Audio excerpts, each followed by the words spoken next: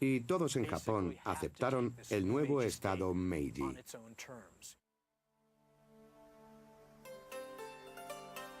Pero a pesar de que ya hubiera pasado la era de los guerreros, el legado de los samuráis aún producía gran admiración entre muchos japoneses.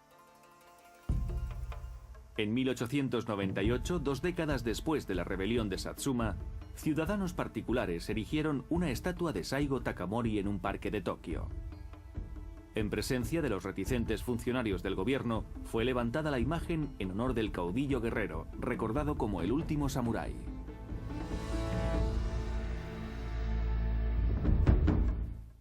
Noveno acto: el legado de los samuráis. En las últimas décadas del siglo XIX, el nuevo gobierno imperial Meiji se apresuraba por industrializar el país y construir una formidable y moderna maquinaria de guerra. El desarrollo de los avances militares se vio frenado durante 250 años por el aislacionismo. Ahora, los líderes japoneses se proponían situarse al nivel de los países occidentales. Aquello ya se sabía cuando Japón vivía cerrado en sí mismo. Había mentes progresistas que sabían lo que se necesitaba para hacer de Japón un país más fuerte, pero la velocidad a la que lo hicieron fue sorprendente.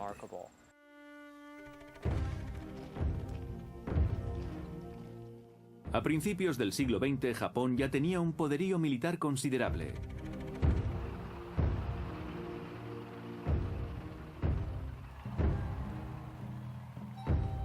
Si bien los samuráis ya no existían como clase social reconocida, el sistema de educación pública obligatoria fomentaba muchos de sus principios y costumbres, especialmente el código del guerrero, a los jóvenes estudiantes.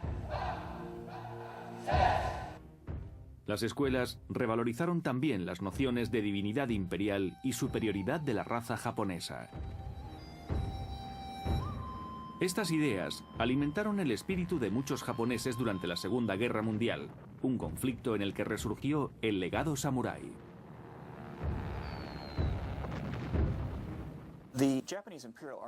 El ejército imperial japonés se fijó en los samuráis, como era de esperar, para establecer cierto código o actitud que atañera a sus soldados.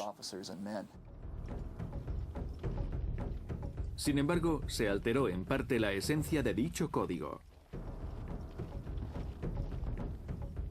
El moderno ejército japonés estaba compuesto por campesinos y comerciantes, y el código del guerrero había servido para establecer las diferencias entre las demás clases y los samuráis.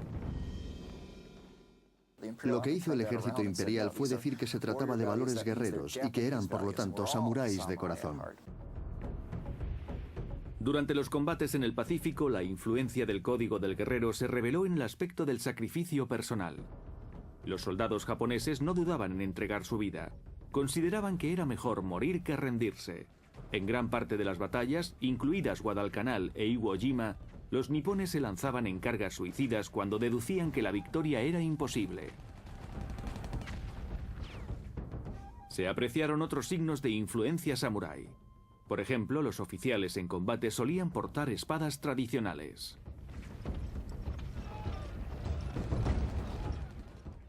Incluso había pilotos que llevaban espadas samurái en las cabinas de sus aviones. Y aparecieron los kamikaze, pilotos que afrontaban misiones suicidas, estrellando sus aviones contra los barcos aliados.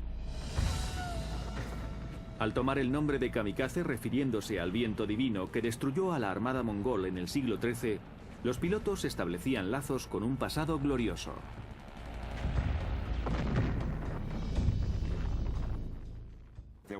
Se percibía una conciencia común en las poesías que escribían como despedida. También salían fuera para vencer o para morir, recrear hazañas del pasado que creían verdaderas.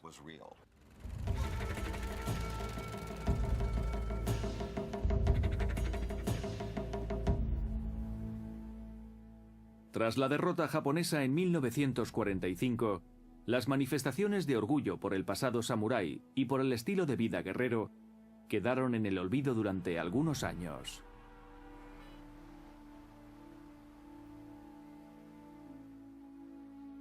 Como caso curioso consta el del famoso escritor Yukio Mishima, conocido por su ferviente nacionalismo y rencor hacia la constitución japonesa redactada por los Estados Unidos, y el cual protagonizó un conato de insurrección en un cuartel del ejército japonés.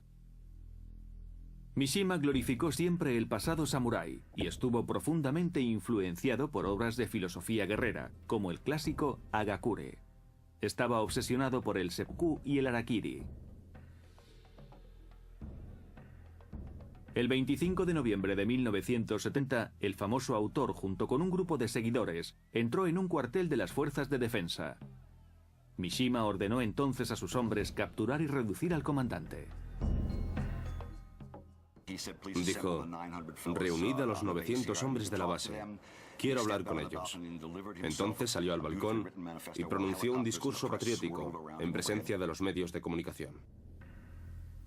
Mishima instó a los soldados a levantarse en nombre del emperador y a restaurar la gloria militar de Japón.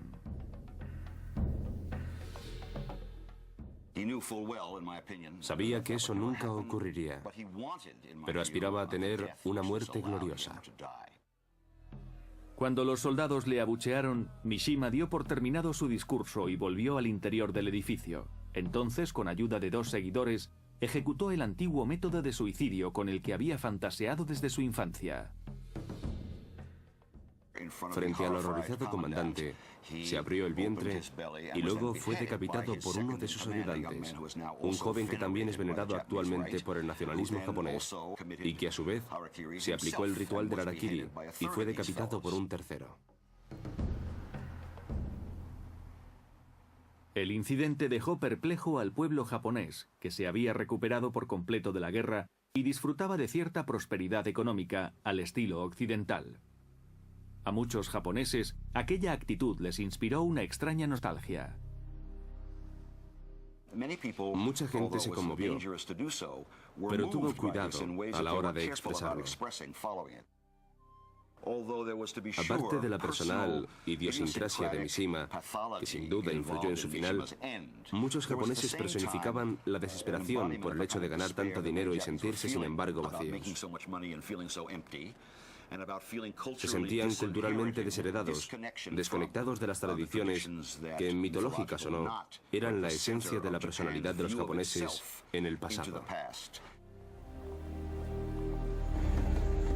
Durante los años 80 y 90, Japón siguió prosperando, pero incluso en la era de la telefonía y los habitáculos nicho, algunos hombres de negocios japoneses retomaron la sabiduría samurái para que les ayudara en sus batallas empresariales. El libro de los 5 anillos, escrito en 1643 por el legendario espadachín Miyamoto Musashi, habla de técnicas de lucha zen y de estrategias de combate.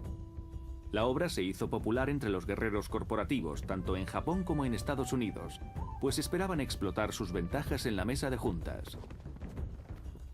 Hoy en día el legado samurái persiste, sobre todo en las escuelas de artes marciales.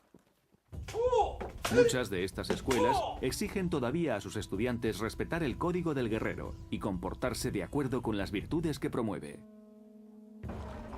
El pasado samurái también puede percibirse en los festivales tradicionales que se celebran en muchos municipios japoneses. Allí pueden verse hombres con armaduras samurái desfilando a caballo por las calles.